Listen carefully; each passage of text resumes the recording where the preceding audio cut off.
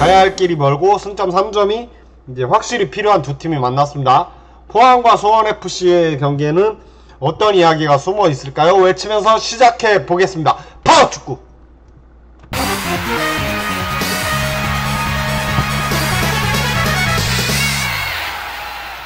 예, 뭐 포항은 이제 인천을 상대로 같이 ACL 나가지 않습니까?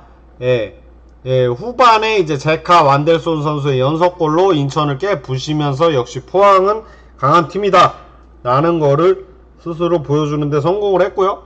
그리고 수원FC는 대전 시티즌을 이제 1대0으로 이겼습니다. 안톤 삽질 안 했으면 대전 잡았을 텐데, 안톤 선수가 몇몇 경기에서는 꼭 특히 수원FC전에서 삽질을 많이 해요. 퇴장도 많이 당하고. 아무튼 이승우 선수의 골로 1대0으로 승리를 거두면서 귀중한 승점 3점을 원정에서 따내는데 성공을 했다.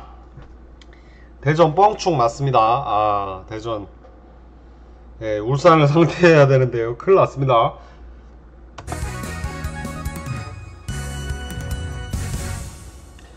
포항 같은 경우는 이제 울산을 추격하는 2위 자리면서 많은 팀들을 격파했죠. 수원FC도 2번 이기고 16승 10팀 격파했습니다. K리그2 이제 성남도 격파했고, 어떻게 보면은 포항의 숙제는 이제 울산이랑 어디를 잡아? 서울을 잡으면 이제 K리그 이제 한 팀씩 모두 잡아내는 대업을 이루고, 수원FC는 8승을 거두긴 했는데 특정 팀을 상대로 아주 강한 모습을 보여줬지만 다양한 팀을 상대로 이제 승리를 거두는 데는 실패를 했다. 둘 다 울산을 상대로는 승리를 따내지 못했다. 서울을 상대로도 승리를 따내지 못했네요. 어떻게 보면 전북이 약해진 건가요? 전북을 상대로 3번, 수원FC도 전북 이기고, 수원 더비를 셧아웃 시켰다는 걸로만으로도 수원FC는 이제 수원의 주인이 진짜 수원FC인가요? 이렇게 볼 수 있고, 강등팀들을 상대로 이제 대전도 잠재적인 이제 강등 후보 아닙니까? 강등팀들을 상대로는 확실히 승점을 따내는데 성공하면서 좋은 모습을 보여주고 있다 라고 볼 수 있는 수원FC. 리그 성적을 비교하면 포항 2위입니다. 4패밖에 거두지 않았고 승률 높고 득점력 괜찮고 실점도 뭐 최소 실점 5위, 점유율도 4위. 수원FC도 어떻게 보면 성적이 10위지만 8승을 거뒀습니다. 수원FC 하면은 공격 아닙니까? 근데 어떻게 보면 골이 너무 많이 먹혀가지고 최다 실점 1위에 불명예도 수원FC가 가지고 있다는 점은 기억을 해야 된다 라고 생각을 하고요. 실점 1위입니다. 수원FC가 항상 공격 일변도를 외치는 그런 팀인데, 그래도 수비가 너무 헐거우면은 공격에서 이제 쌓아왔던 그런 이득이 이제 한순간에 이제 나락으로 빠지는 거거든요. 그런 부분에서 김동윤 감독도 머리가 많이 아플 거예요.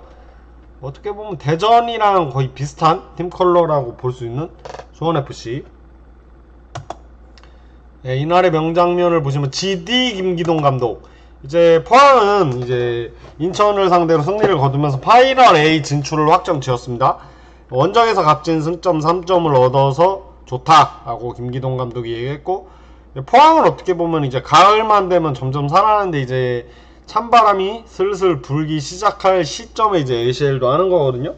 그런 부분에서 김기동 감독이 계속해서 포항을 잘 이끌어주길. 김동윤 감독은 이제 대전 벤치에 있네요. 대전을 상대로 승리를 따낸데 무슨 얘기를 했을까요? 이날은 김현 선수가 3번의 PK를 찼거든요. 첫 PK를 성공을 시켰는데 이제 다시 차라고 해가지고 찼는데 이제 실축을 했는데 이제 또 다시 타게 됐는데 또 실축을 하면서 김현의 PK 쇼 뒤에 어쨌든 이승훈 선수의 결승골로 승리를 거뒀거든요. 일단 선수들의 정신력을 이제 칭찬하고 싶어 라고 얘기를 하면서 어쨌든 값진 승점 3점과 이제 시즌 8승을 달성하는 데 성공을 했습니다. 플래시백 보시면 올 시즌 첫 대결 2라운드에서 붙었는데 수원FC 캐슬파크에서 포항 2대1로 승리를 거뒀습니다. 초반에 이미 승리를 결정짓는 고영준, 정재희 선수의 연속골로 이제 무릴로 선수는 이제 팀을 떠났죠. 이승우 선수가 뭐 퇴장당한 부분도 있지만 포항은 어쨌든 개막전 신바람 2연승을 달리는데 성공을 합니다. 정재희 선수가 지금 부상에서 다시 돌아오나 싶었는데 다시 또 부상을 당했다고 해요. 포항으로서는 정재희 선수가 빨리 돌아와야 되는 부분인데 안타깝게 됐습니다. 정재희 선수 올 시즌에는 복귀할 수 있을지 지켜봐야 되겠네요. ACL도 나가야 되고 FA컵도 있고 K리그 우승도 도전할 수 있는 어떻게 보면 잠재적 트래블의 위치에 있는 포항. 그리고 두 번째 대결 20라운드에서는 포항이 홈에서 3대1로 아주 깨부십니다. 그랜트 제카 그리고 한찬희 선수의 릴레이포로 라스 선수, 애증의 이름이죠. 라스 선수가 이제 뒤늦게나마 이제 0패를 면하는 골을 넣었지만 포항이 수원FC에게 화력 시범식 교육을 거두면서 승리를 거둔 경기로 기억되는 20라운드 3대1 승리입니다. 선수가치 탑7을 보시면 이제 수원FC를 이끌어가는 아시아의 MVP 윤빛가람 선수, 그리고 그 이영재 선수. 윤빛가람 이영재 선수가 짝을 이루는 미드필더 조합은 어느 팀을 봐도 사실 꿀리는 부분이 없어요. 정말 좋은 미들 자원을 가지고 있는 게 수원FC고, 고영준 선수는 올해 그냥 커리어 하이죠. 정말 잘하고 있습니다. 근데 이제 아마 이제 아시안 게임 나가야 되죠. 그래서 못 나올 거고, 라스 선수는 음주운전, 이제 술 먹고, 저는 술을 지금 먹지만 운전은 안 하죠. 그랜트 선수 이제 어떻게 보면은 아시아 쿼터 최고의 센터백이라고 볼 수 있을 정도로. 근데 그랜트 선수가 올 시즌 이제 팀에 남을지 안 남을지 모르겠고, 이승우 선수도 이적설이 꾸준히 났지만 지금 일단은 팀에 남아있는 상황이고, 킹의 모습을 보여주고 있고, 심상민 선수도 레프트백, 이제 라이트백을 볼 수 있는 풀백 자원 좋습니다. 9억 3천 이제 전역도 했고요. 이용이 비쌀 줄 알았는데 아니네요. 그렇습니다. 이용 선수도 이 선수같이 탑7에는 들어가지 못했습니다. 몸값 총액은 수원FC가 포항이 앞서고 있네요. 거의 9억 정도 앞선다고 볼 수 있고요. 어떻게 보면 가치적인 면에서는 수원FC가 포항의 스쿼드가 앞서고 있지만, 김기동 감독이 조련하는 스쿼드는 이에 못지않은 가치를 지니고 있다, 저는 생각을 합니다. 성적이 더 좋으니까요.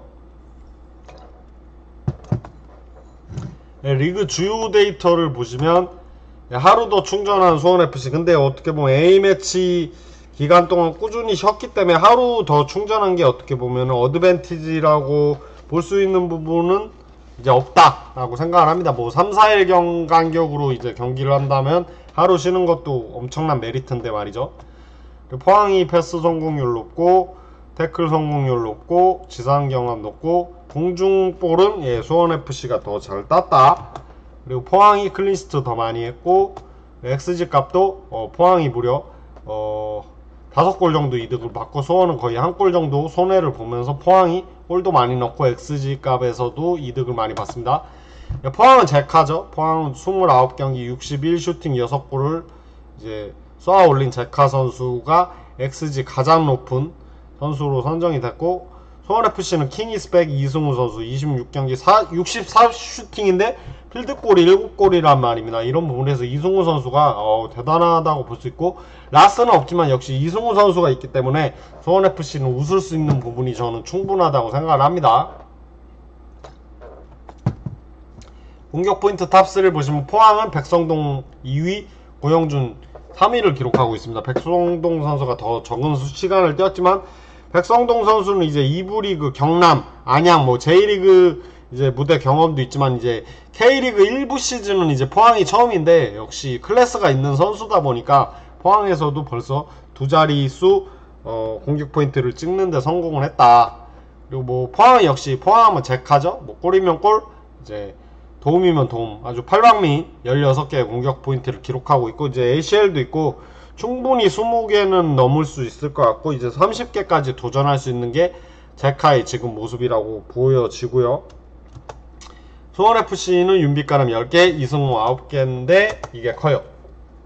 라스 선수가 분명히 지금 수원FC에 있었다면은 수원FC가 아마 적어도 지금은 강등권은 탈출하지 않았을까 싶을 건데 선수가 이제 바보 같은 짓을 했죠.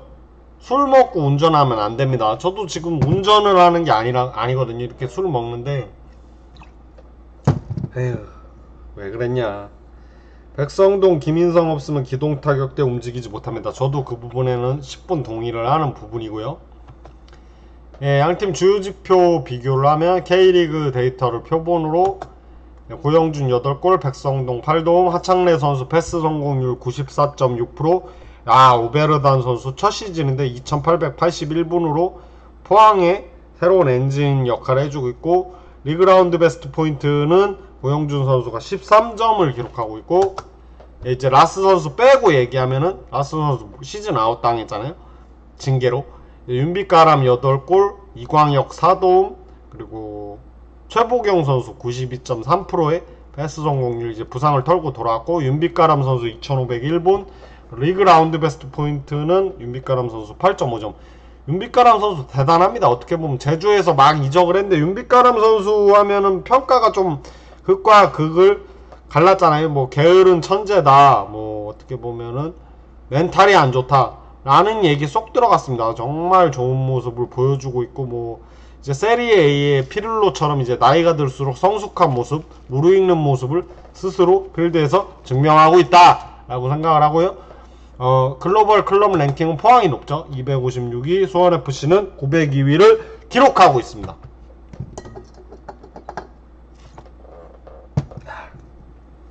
아디다스 포인트 탑7을 보시면 이승우 2위, 제카 6위, 만델손 12위, 김승대 18위, 오베르난 24위, 윤빛가람 40위, 우고 고메스 선수가 지난 경기에서 아마 맨 오브 더 매치랑 리그라운드 베스트를 차지했죠.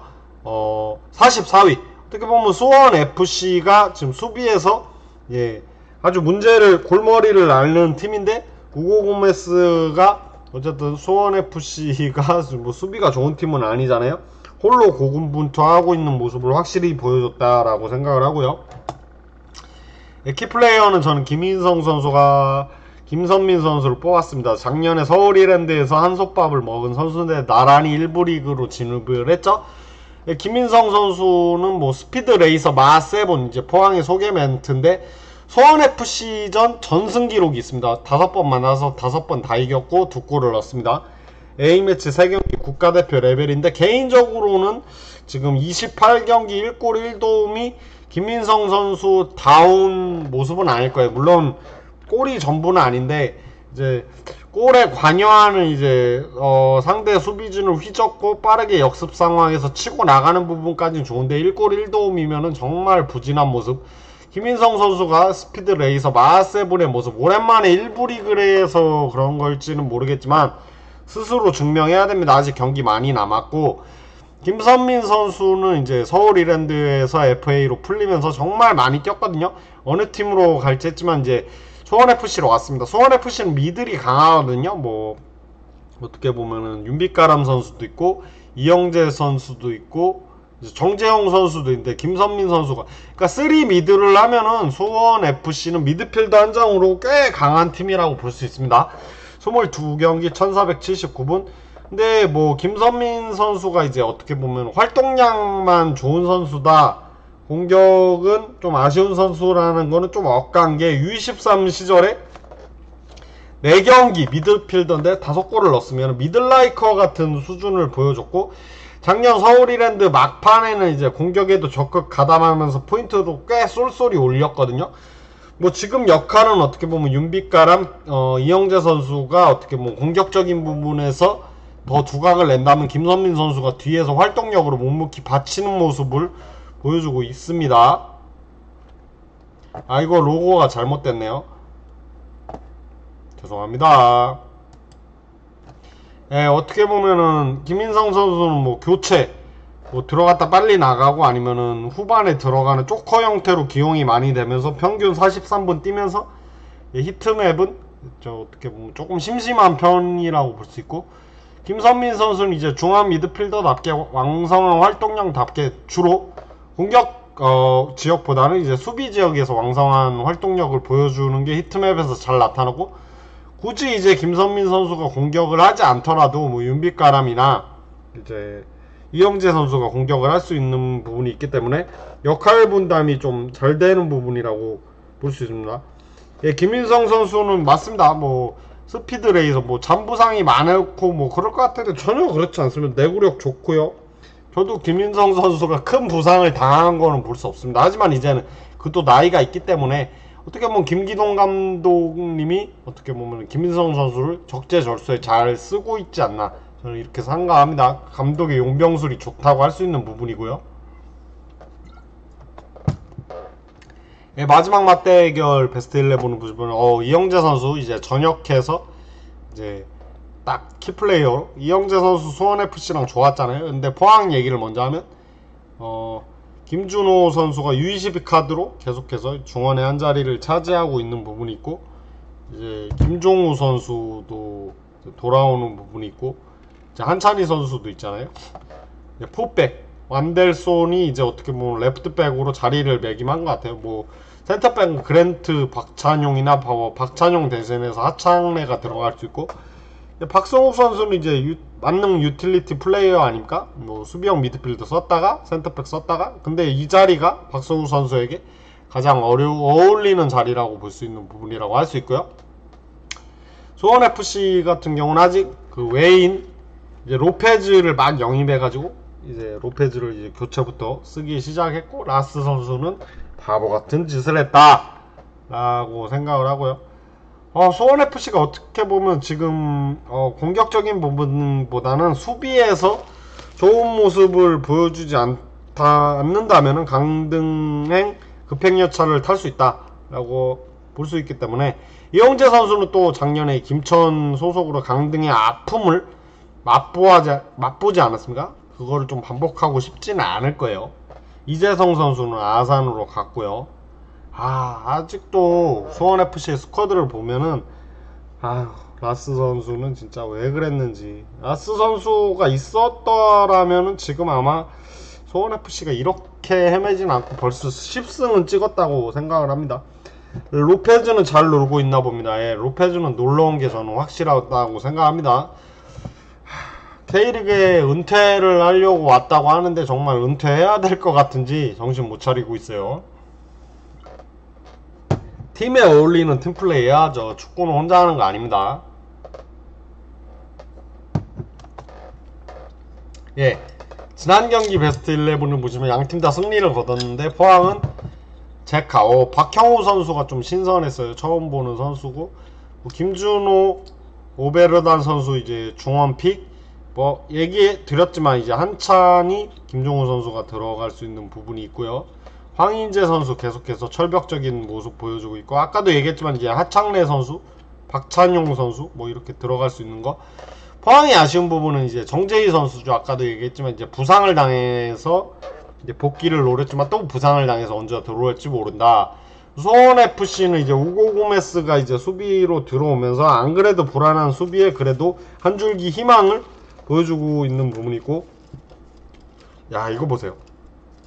윤빛가람 이영재, 이승우 선수를 미들로 쓴 게 조금, 이승우 선수는 좀 공격적으로 쓰는데 딱 3명 다 이제 공격적인 부분이 확실한 선수라고 볼 수 있는, 물론 윤빛가람 이영재는 수비형으로도 쓸 수 있는 부분이 있는데 그런 부분에서 보더라도 아무래도 두 팀은 이제 베스트 11보다는 벤치 파워에서 어떤 선수들이 제 역할을 해주냐에 따라서 승패가 엇갈릴 가능성이 있다, 저는 생각을 해보고요.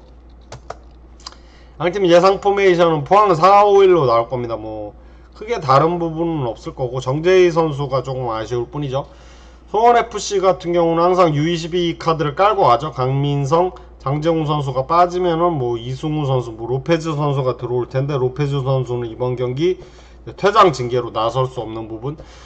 포백 라인이 얼마만큼 포항의 공격력을 잘 막아낼지를 지켜보는 게 이번 경기의 관전 포인트가 되지 않을지라고 생각을 합니다. 관전 포인트를 보시면 역대 전적은 6승 6패, 팽팽합니다. 50대 50. 무승부 없는 노파구의 승부를 펼쳐왔던 게 포항과 수원FC고요. 로페즈 선수로 퇴장 징계로 이번 경기까지 나올 수 없습니다. 웃고 있는데 반성해라. 이빨 보여. 포항은 다음주 ACL 대비해서 1.5군 나오지 않을까 싶어요. 김종우 선수가 나오지 않을까 싶습니다.